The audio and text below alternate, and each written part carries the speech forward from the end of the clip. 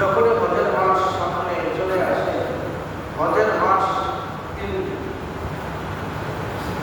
আল্লাহ রাব্বুল আলামিন কোরআনে কারিমে বলতে বলেন, আল হাজ্জু আশহুরুম মা'লুমাত, নির্দিষ্ট কয়েকটি মাস হলো হজের। এই হজের মাসগুলো হলো শাওয়াল, জিলকদ এবং জিলহজের প্রথম 10 থেকে 12 দিন পর্যন্ত। আল্লাহ রাব্বুল আলামিন এই হজের মাস প্রতি বছর আমাদের সামনে উপস্থিত করে দেন, উপস্থিত করে কয়েকটি বিষয় আমাদেরকে স্মরণ করিয়ে দেন। এক নম্বর বিষয় হল জমজমের কূপ। যে জমজমের কূপটা আজও পর্যন্ত ইসমাঈল আলাইহিস সালামের পদাঘাতে যে আল্লাহ তাআলা সৃষ্টি করেছিলেন, আজ থেকে হাজার হাজার বছর পূর্ব থেকেই চলতেছে। অনেকে অনেক বলবেন এই জমজমের পানিটা কোথা থেকে আসে, এর রহস্য বের করার জন্য অনেকে উদ্ঘাটন করতে চেয়েছিলেন। তার আশেপাশে হয়তো 5 হাত 10 হাত একেবারে নিকট কোনো জায়গা থেকে নতুন করে খনন করে দেখলো 100 হাত 200 500 1000 বছর পর্যন্ত মাটির নিচে গিয়েও পানির কোনো সন্ধান পেল না। একটা মাত্র আল্লাহ তাআলা কুদরতি যে পানি রয়েছে পৃথিবীতে, একটা জান্নাতের টুকরা, জান্নাতের পানি ইসমাঈল আলাইহিস সালামের মাধ্যমে আমাদেরকে দান করেছেন। সেই পানির যে ফোয়ারা ইসমাঈল আলাইহিস সালামের পদাঘাতে যে শুরু হয়েছে, আজও পর্যন্ত চলতেছে। আপনারা যে হাদিসটা দেখেছেন, ওই পানি উত্তোলনের পাইপ 4টা 5টা পাইপ আছে, এই পাইপ দিয়ে যে পানি তুলতেছে, ওখান থেকে যে পানি আসতেছে, আজ পর্যন্ত পানি শেষ হয় না। সুবহানাল্লাহ। রাসূল সাল্লাল্লাহু আলাইহি ওয়াসাল্লামের কাছে এক গ্রাম্য সাহাবী যে রাসূলকে পরীক্ষা করতেছে, যে রাসূল সেই মুহাম্মদ রাসূলুল্লাহ ছিলেন। তিনি মক্কা শহরের মধ্যে থাকতেছে এবং রাসূলকে পরীক্ষা করতেছে, রাসূলের উদ্দেশ্যে বসতেছে, রাসূলের সাথে কথা বিনিময় করতেছে। ইসলাম এখন পর্যন্ত গ্রহণ করেন না। ইসলাম গ্রহণ ছাড়াই রাসূলের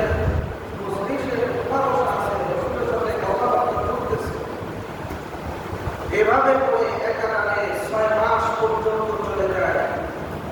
6 মাস পরে রাসূলের ওই গ্রাম্য মানুষটার কাছে পরিচিত লাভ করে বলতে, হ্যাঁ, ইনি হলেন মুহাম্মদ রাসূলুল্লাহ সাল্লাল্লাহু আলাইহি ওয়াসাল্লাম। ইসলাম গ্রহণ করার পরে রাসূল তাকে জিজ্ঞাসা করলেন যে, আপনি কতদিন যাবত মক্কা নগরীতে আছেন? তিনি বললেন, আমি মক্কা নগরীতে 1 দিন নয় 2 দিন নয় 6 মাস পর্যন্ত আছি। কোথায় আপনার ঘর, কোথায় বাড়ি? এই গ্রাম্য একটা জায়গার নাম ইয়ামান থেকে আসছে। ওই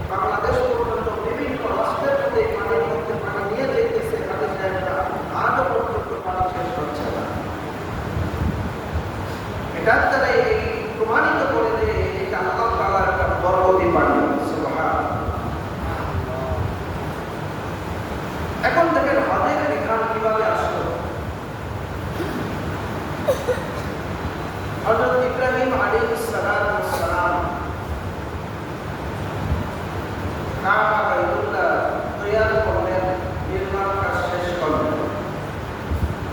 নির্মাণ কাজ শেষ করার পরে ইব্রাহিম আলাইহিস সালাম আল্লাহ রাব্বুল আলামিনের কাছে আরজ করলেন, আল্লাহ, আপনার হুকুমে আপনার ঘর তৈরি করতে গেছি, এখন আমার কি করণীয়?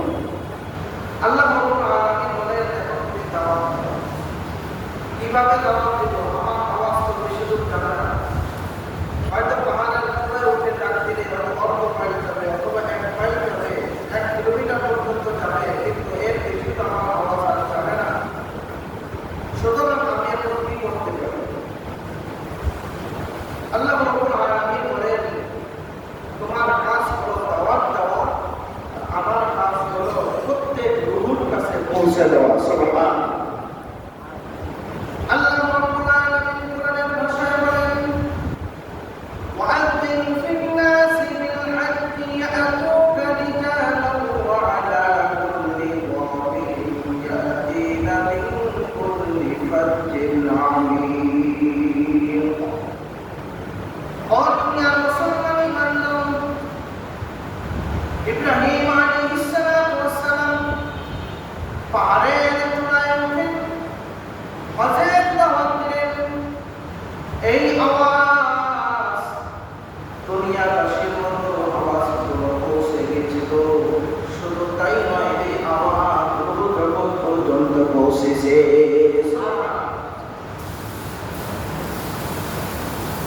এই আওয়াজের সাড়া যারা দিয়েছেন, যেই রূহগুলো বলেছে লাব্বাইক আল্লাহুম্মা লাব্বাইক লা শারীকা লাকা লাব্বাইক ইন্নাল হামদা ওয়ান নি'মাতা লাকা ওয়াল মুলক, যারা এই আওয়াজের জবাব দিয়েছে, যতবার দিয়েছে, আল্লাহ তাআলা ওই ব্যক্তিকে ততবার ভাস করার তৌফিক দিয়ে দেন। সুবহানাল্লাহ। ও দুনিয়ার মুসলমান ইমানদার, আল্লাহ রাব্বুল আলামিন বলেন, ইয়াতুকা রিজালা, কোন মানুষ পায়ে হেঁটে আসবে হজ পালন করতে, ওয়া আলা কুল্লি দামিন ইয়াতিনা মিন কুল্লি ফাজলিন আমিক, কোন মানুষ কুরআন পড়ে চলে আসবে, অর্থাৎ বাহনে চলে আসবে, বিভিন্ন ধরনের বাহনে চলে আসবে। যেই মানুষ আমাদের পাশ চলে আসে, আমাদের সামনে অমনি করে আমাদের চোখে মধ্যে নাড়া দেয়, দিলের মধ্যে সাড়া দেয়, কর্ণের মধ্যে আওয়াজ বসতে থাকে।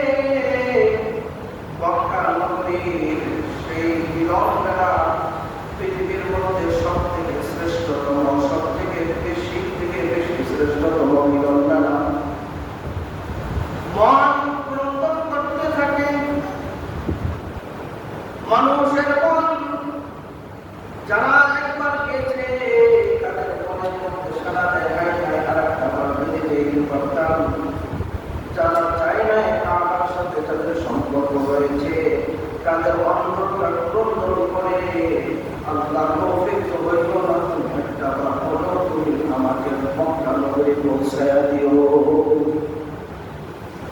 ও দুনিয়ার মুসলমান ইমানদার, আল্লাহ রাব্বুল আলামিন কোরআনের ভাষায় বলেন, ওয়ালিল্লাহি আলান নাসি হিজ্জুল বাইতি মান ইসতাতা ইলাইহি সাবিলা।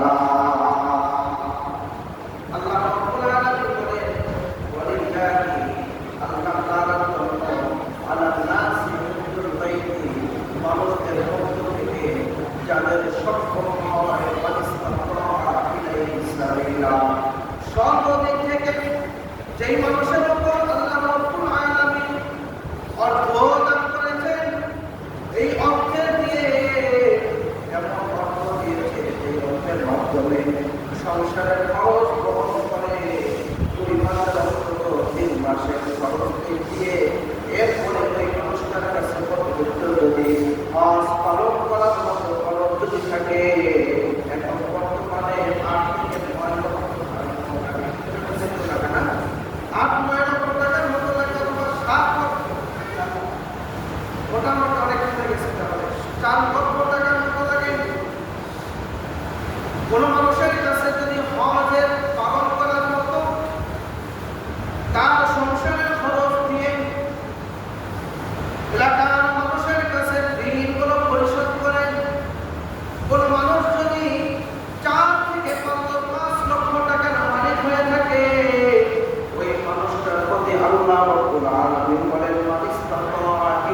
সাবিলা, তোমার উপরে হজ আল্লাহ তাআলা নির্ধারণ করে দিয়েছে, হজ তোমার উপরে ফরজ করে দিয়েছে আল্লাহ।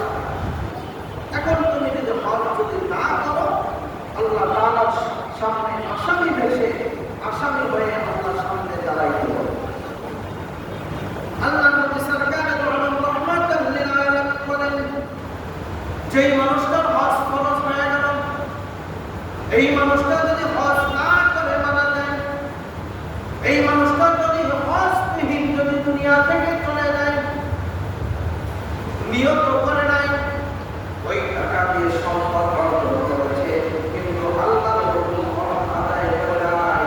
আল্লাহ রাসূল বলেন, ওই মানুষটা ইহুদি হয়ে মারা যাক, খ্রিস্টান হয়ে মারা যাক, বেদিন হয়ে মারা যাক, জাহান্নাম হয়ে মারা যাক, যে অবস্থায় মারা যাক না কেন, ওই ব্যক্তির ব্যাপারে আমার কোনো দায় দায়িত্ব নাই, আমার পক্ষ থেকে তার জন্য কোনো সুপারিশ নাই। অন্য হাদিসের মধ্যে আসছে, যেই মানুষগুলো হজ ফরজ হওয়ার কারণে অথবা উমরা পালন করার যোগ্যতা হওয়ার কারণে যেই মানুষগুলো হজ অথবা উমরা আদায় করবে, এই মানুষটার জন্য আমার পক্ষ থেকে হাসরের ময়দানে ওই ব্যক্তির জন্য সুপারিশ করা আমার পক্ষে ওয়াজিব হয়ে যায়। যেই মানুষটার পক্ষে হজ অথবা উমরা আদায় করার অর্থ থাকা সত্ত্বেও হজ পালন করে ইন্তেকাল করে এবং হজ যদি হজের মতো যদি করে পরের টাকা না মেলে, অনেক ইন্ডাস্ট্রির মালিক আছে, অনেক বাড়িওয়ালারা আছে, অনেক বিত্তবান লোকেরা রয়েছে, পরের টাকা দিয়ে হজ করে, জনগণের টাকা দিয়ে হজ করে, শ্রমিকের টাকা দিয়ে হজ করে, নিজের টাকা খরচ করতে চায় না, পরের টাকা, সুদের টাকা, ঘুষের টাকা দিয়ে হজ করে। এদের হজ এক কিয়ামত পর্যন্ত যদি করে খোদার দরবারে কবুল হবে না। কথা বলা ঠিক কিনা? ও দুনিয়ার মুসলমান ইমানদার, আল্লাহ রাসূল সাল্লাল্লাহু আলাইহি ওয়াসাল্লাম বলেন, হজ পালন করো আমার রোজা কিয়ামত করে নিল, ওই মানুষটার পক্ষে আমার পক্ষে ওই মানুষটার জন্য আল্লাহ তাআলার কাছে সুপারিশ করা ওয়াজিব হয়ে যায়। এই জন্য আল্লাহ রাসূল সাল্লাল্লাহু আলাইহি ওয়াসাল্লাম বলেন, আল হাজ্জুল মাবরুর লাইসা লাহু জাযাউন ইল্লাল জান্নাহ। যে মানুষটা হজ মাবরুর করে, কবুল হজ আদায় করে, আল্লাহ রাসূল বলেন এর জন্য তেমন কোনো প্রতিদান নাই, লাইসা লাহু জাযাউন, তেমন কোনো প্রতিদান নাই, কিন্তু ইল্লা, তবে তার জন্য সবথেকে বড় প্রতিদান হলো সরাসরি জান্নাত। সুবহানাল্লাহ, জোরে বলেন না? তার জন্য সরাসরি জান্নাত নির্ধারণ হয়ে যায়। আল্লাহ রাসূল সাল্লাল্লাহু আলাইহি ওয়াসাল্লাম বলেন, কোন মানুষ যদি বিপদজনক থাকে, কোন মানুষ যদি ঋণগ্রস্ত থাকে, কোন মানুষের সন্তান হয় না, কোন মানুষের বিবাহ হয় না, এমন অনেক মানুষ আছে না? অনেক মানুষের চাকরির অভাব, অনেক মানুষের সংসারে বিভিন্ন ঝামেলা, অনেক মানুষের সন্তানাদি হয় না, অনেক মানুষের বিবাহ শাদী হয় না। এই সমস্ত মানুষদের ব্যাপারে আল্লাহ রাসূল সাল্লাল্লাহু আলাইহি ওয়াসাল্লাম বলেন, তাবিউ বাইনাল হাজ্জি ওয়াল উমরা, তাবিউ হলো পরপর হজ করা, উমরা করা, তাবিউ একের পর এক হজ করা, উমরা করা। যদি সক্ষম হয়, টাকা আছে কিন্তু বিবাহ শাদী হচ্ছে না, টাকা আছে ব্যবসা বাণিজ্য হচ্ছে না, টাকা আছে কোনো বিজনেস করতে পারতেছে না, টাকা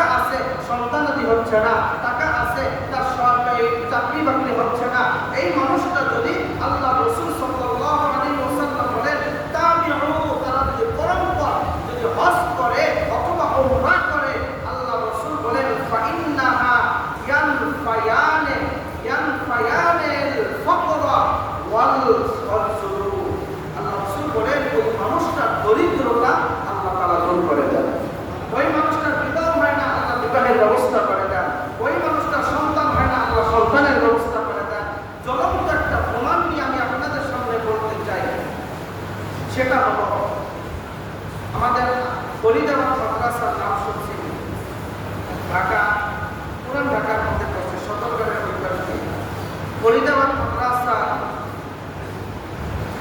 এক উস্তাদ ছিলেন, তার সন্তানাদি হচ্ছে না মাদ্রাসার এক শিক্ষক। তিনি চিন্তা করতেন আল্লাহ তাআলা, আল্লাহ রাসূল যেহেতু বলছে তার বাইনাল হাজ্জি ওয়াল উমরা ফাইন্নাহা ইয়ানফায়ানি ফাকরা, যত প্রকার দরিদ্রতা আছে, সন্তানের দরিদ্রতা, অর্থের দরিদ্রতা, সম্মানের দরিদ্রতা, চাকরির দরিদ্রতা, অসুস্থতার দরিদ্রতা, অনেক মানুষ আছে যেই মানুষগুলো হজে যাওয়ার আগে এত অসুস্থ ছিল, ডাক্তার বলছে আপনি ঘর থেকে বের হবেন না, ডাক্তার বলছে আপনার সময় শেষের দিকে ডাক্তার বিভিন্ন ধরনের বড় বড় ভয়াবহ দুঃসংবাদ দিয়েছে, এই মানুষটা হজে গিয়ে আল্লাহ তাআলা পরিপূর্ণ সুস্থতা দান করেছেন। আমার নিজের দেখা, আমি নারায়ণগঞ্জ যে মসজিদে ছিলাম, আল্লাহ তাআলা এই মধ্যে যে মসজিদে রেখেছিলেন, ওই মসজিদের এক সভাপতি ছিলেন। হজে যাওয়ার জন্য রেজিস্ট্রেশন করত এবং টাকা পয়সা মোটামুটি দেওয়া শেষ, হঠাৎ করে এই মানুষটা গাড়ি অ্যাক্সিডেন্ট করেছে। গাড়ি অ্যাক্সিডেন্ট করার পরে এই মানুষটা বিছানায় তার যে হজের যাত্রী এলাকার যে ভাইয়েরা ছিল তার সাথে বলবো, এরাও হজে যাওয়ার জন্য প্রস্তুতি নিচ্ছে এবং সেও পরিকল্পনা করে ফেলেছে যে আমি যেতে না পারি, আমার পরিবর্তে আমার সন্তানকে পাঠায় দেয়। এলাকার লোকজন মোটামুটি বলতেছে যে আমরা আপনাকে যত প্রকার হেল্প দরকার, যত প্রকার সহযোগিতা দরকার আমরা আপনাকে করবো, তারপর আমার সাথে চলেন।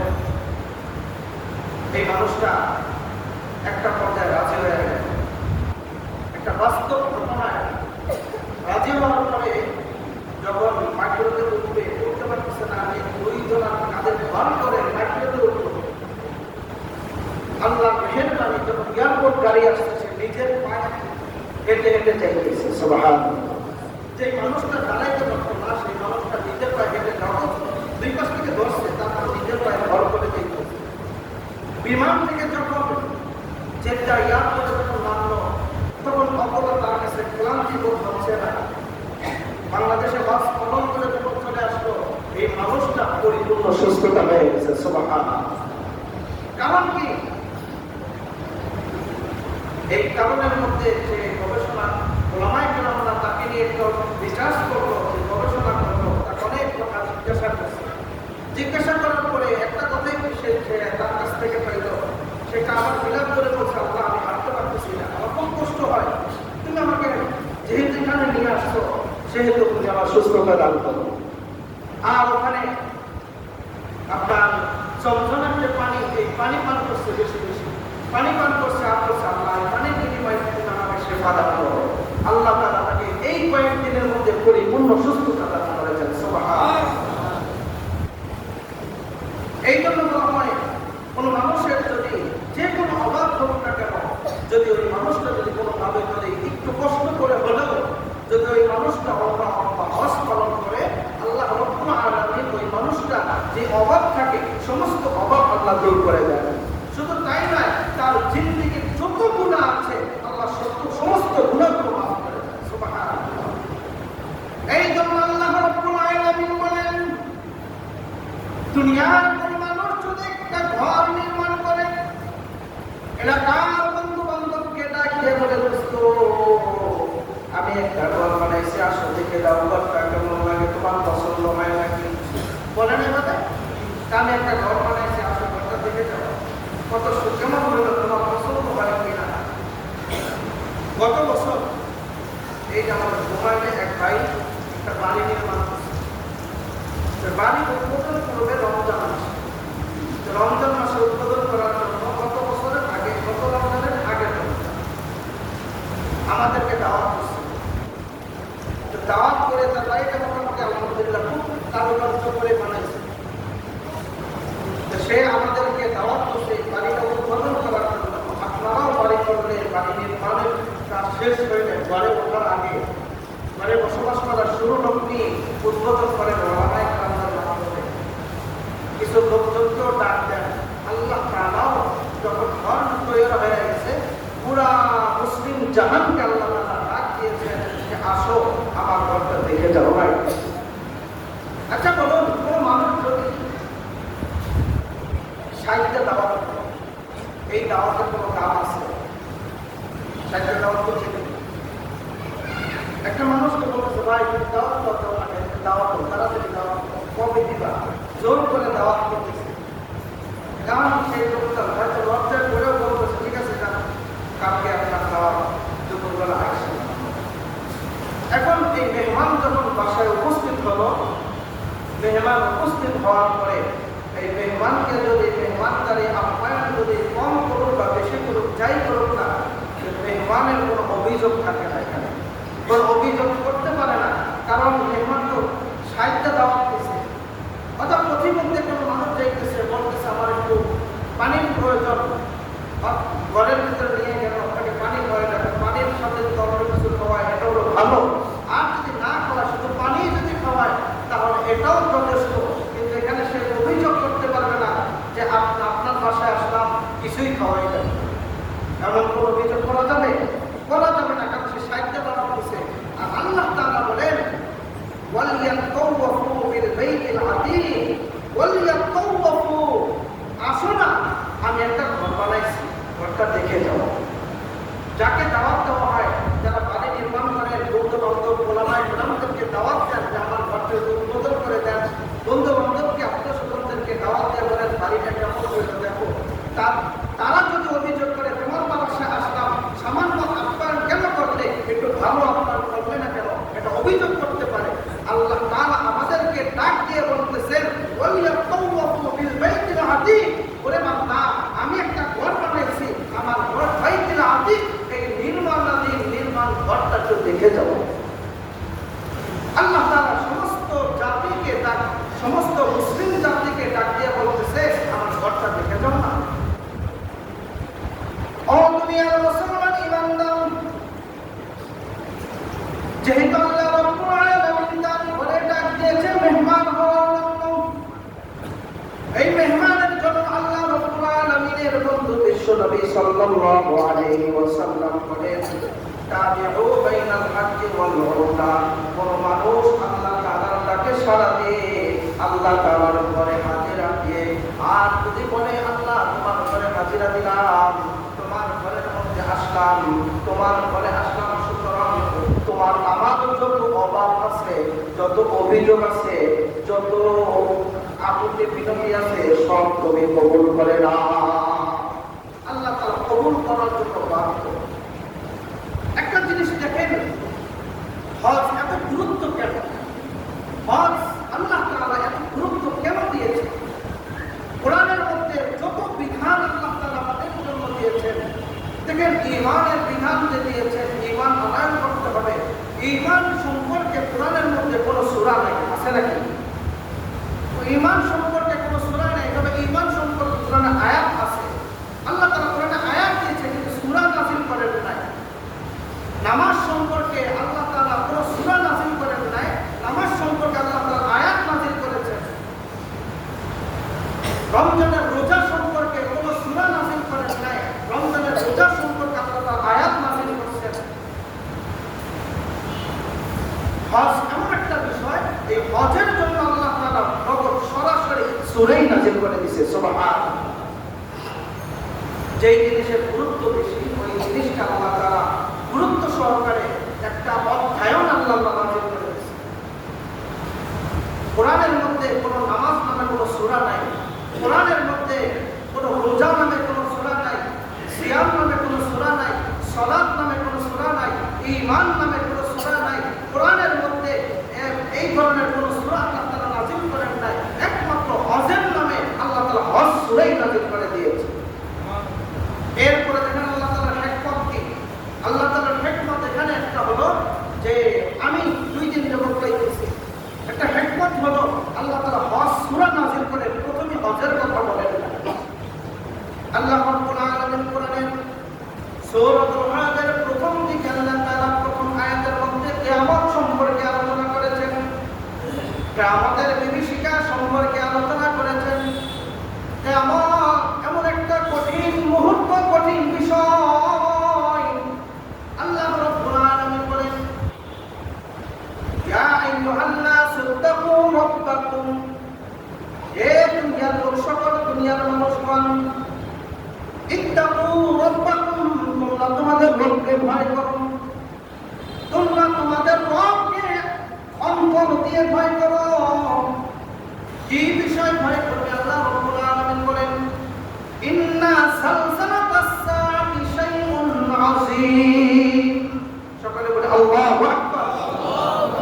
আল্লাহ রাব্বুল আলামিন বলেন, ইন্না নিশ্চয়ই সালসালাতাস সাআতি শাইউন আযীম।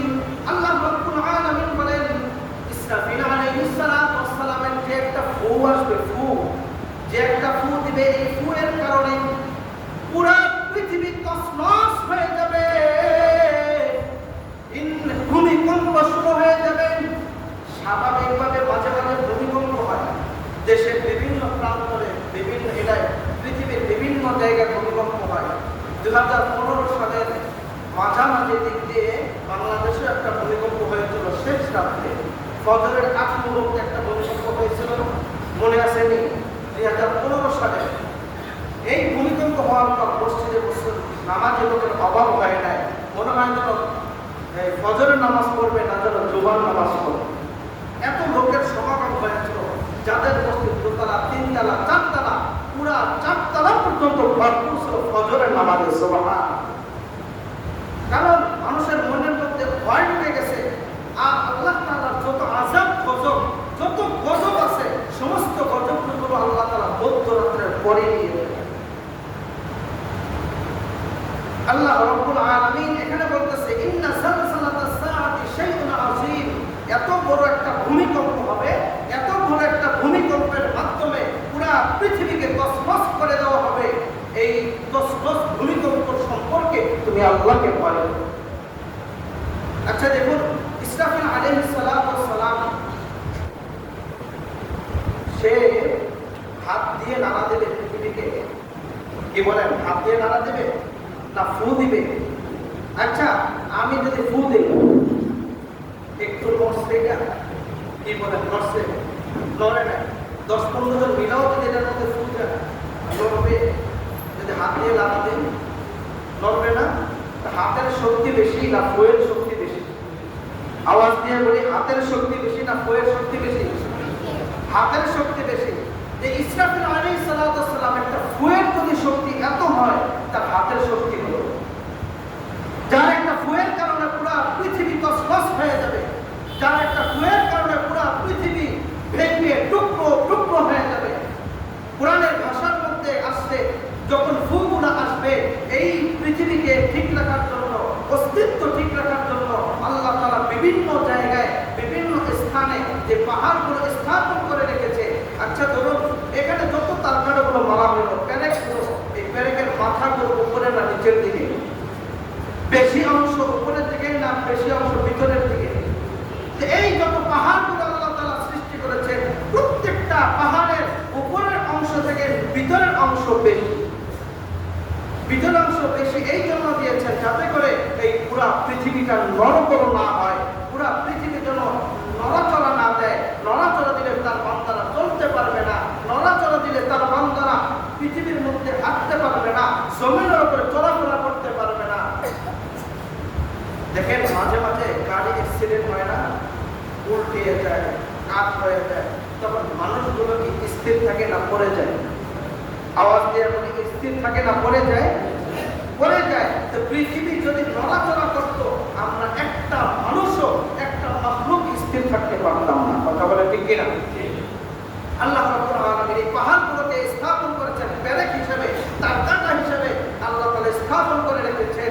এখান থেকে উঠবে আল্লাহ ইসরাফিলের ফুয়ের এত মারাত্মক আওয়াজ, এত মারাত্মক অ্যাকশন। এই অ্যাকশনের কারণে, ভয়াবহতার কারণে, বিপর্যতার কারণে পাহাড়গুলো জায়গা থেকে উঠে যাবে। কোরআনের ভাষার মধ্যে আল্লাহ তাআলা বলেন, আল কারিআতু মাল কারিআ ওয়া মা আদরাকা মাল কারিআ ইয়াওমা ইয়াকুনুন নাসু কাল ফারাশিল মাবসুস। এই পাহাড়গুলোকে আসমানের দিকে উঠে, আসমানের মধ্যে উঠতে থাকবে, মেঘমালা যেভাবে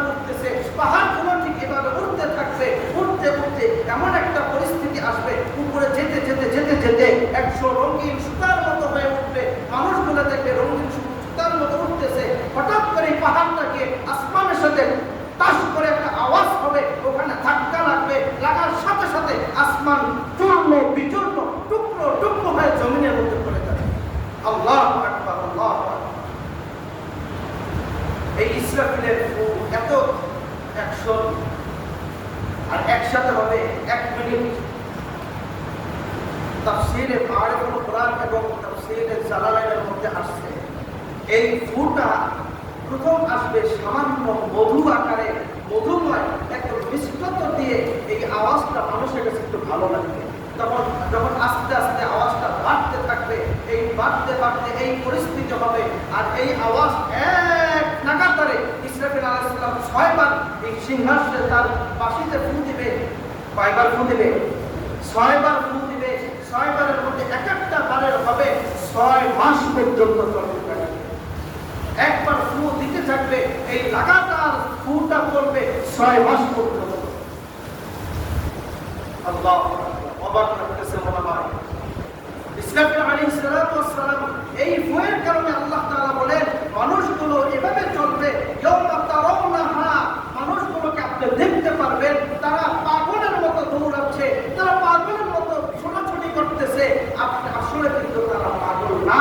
এই কিয়ামতের এই ভয়াবহতা, এই বিভীষিকা দেখে তার যারা গর্ভবতী মহিলা ছিল, গর্ভবতী মহিলারা থাকবে, এরা গর্ভপাত করে ফেলবে। আল্লাহ রাব্বুল আলামিন আয়াতের অন্য সূরার মধ্যে বলেন ইযা সুলসিলাতিল আরদু সিলসালাহা ওয়া আখরাজাতিল আরদু আথফালাহা ওয়া ক্বালাল ইনসানু মা লাহা, যখন ভূমিকম্প শুরু হয়ে যাবে, জমিন ভিতরে যা কিছু আছে বের করে দিবে, জমিন বমি করে দিবে, জমিন বমি করে তার ভিতরে ভুক্ত যত ধন সম্পদ আছে সব বের করে দিবে।